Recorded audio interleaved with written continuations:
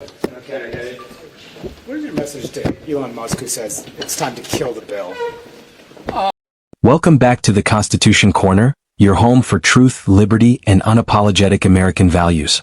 If you're tired of the mainstream media sugarcoating corruption in DC, you're in the right place. Make sure to like this video, subscribe to the channel, and ring that notification bell so you never miss a dose of patriotic truth. We need your support to keep the fire of liberty burning strong. Look, I have great respect for Mr. Musk. The man's got oranges. He plays outside the pocket, and I like that. His efforts were the most impactful that I've seen since I've been in Washington to try to reduce the spending. And he has changed, he's helped to change the debate.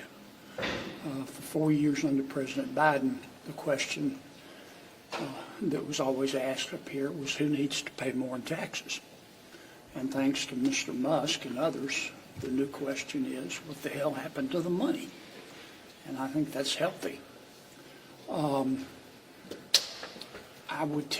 My response to Mr. Musk is that I feel your pain. He worries that we're becoming debt slaves.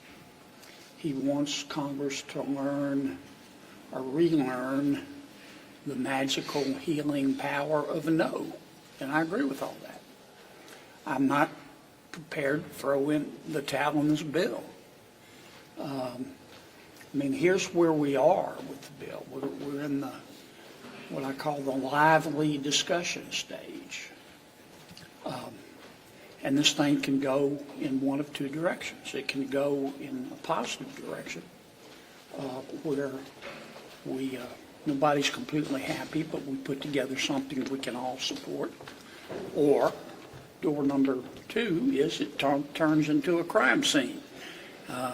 And I'm an optimist. I'm an optimist who worries, but I think we'll ultimately end up with a bill we can pass. If I were I'm labor, not management, but if I were running the show, if I were the majority leader, I'd say, look, folks, we're gonna have to work really hard. We're gonna have to adult real hard.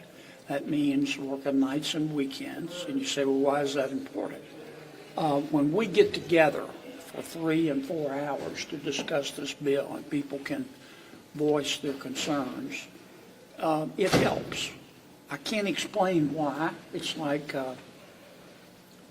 explaining love or Bigfoot, but it just helps. We met about an hour and a half yesterday, and it was very productive. People get it off their chest. They feel like their ideas are being heard, and we need to do that. And we need to do it 3 and 4 hours over the weekend, every day over the weekend. And if we do that, I think we'll get something worked out by the July 4th. This is what I think. I'm going to make a prediction. I could be wrong, but I think we'll end up getting 51 votes for this bill. I think there are 2 people, I'm not going to name names, who will not vote for this bill under any circumstances. But I think every other vote is gettable. Where do you think Senate Republicans go when it comes to SALT? We're going to make changes to SALT. It's my best guess. How substantial those changes will be, it's too early to tell. You're concerned about the New York Republicans warning that they'll kill this in the House if you guys make this occur? Well, they've got to do what they've got to do. We've got to do what we think is best. And I don't think anybody votes on the basis of blackmail. What specifically do you need to see change from the House? Today we're diving headfirst into a firestorm, Elon Musk, the federal budget disaster, and how our so-called leaders are responding to accountability. President Trump laid it all out. Elon knew every detail of this bill when he was involved. He never once raised a red flag. But now, all of a sudden, after Congress decided to scale back the electric vehicle mandates, that's right, the billions in handouts to EV corporations, Musk jumps ship and yells, "Kill the bill." And then we've got one of the senators, who, frankly, sounded more like a late-night talk show guest than a statesman, calling it the lively discussion stage. He jokes about Bigfoot and love like we're sitting around a campfire, not on the verge of bankrupting our republic. Folks, this isn't a game. This is our future. This is your tax money, your children's economic freedom, your country's fiscal survival. Let's get serious. Elon Musk raised a valid point that no one in the swamp wants to touch. For 4 years under Joe Biden, the only question was, who needs to pay more in taxes? As if Washington hasn't already picked your pockets clean. But now, thanks to Elon and voices like President Trump, the new question is, what the hell happened to the money?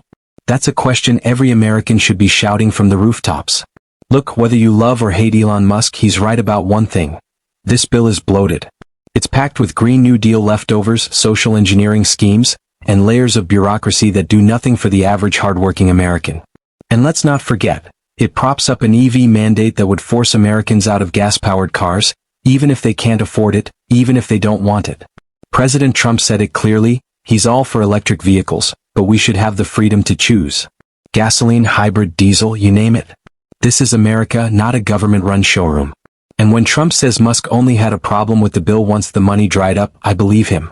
Elon's businesses stand to gain billions from green subsidies. Once that faucet slowed, the objections began. Now, I respect Musk's entrepreneurial genius. But when you mix private interest with public policy, things get murky. That's why we need transparency, not backroom deals and last-minute outrage. And the senator, his response is pure swamp. He's an optimist who worries, he says.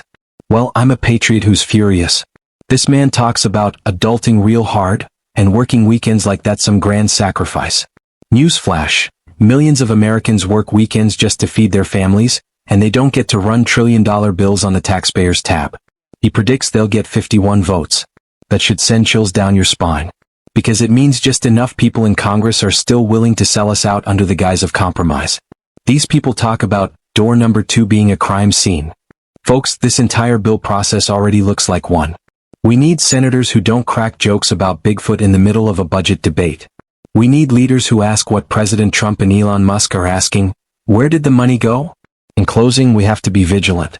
We have to be loud. We have to be united. The American people are waking up. The days of reckless spending and blind obedience to Washington elites are numbered. Elon Musk may not be perfect, but he's sounding the alarm. And President Trump? He's once again being proven right.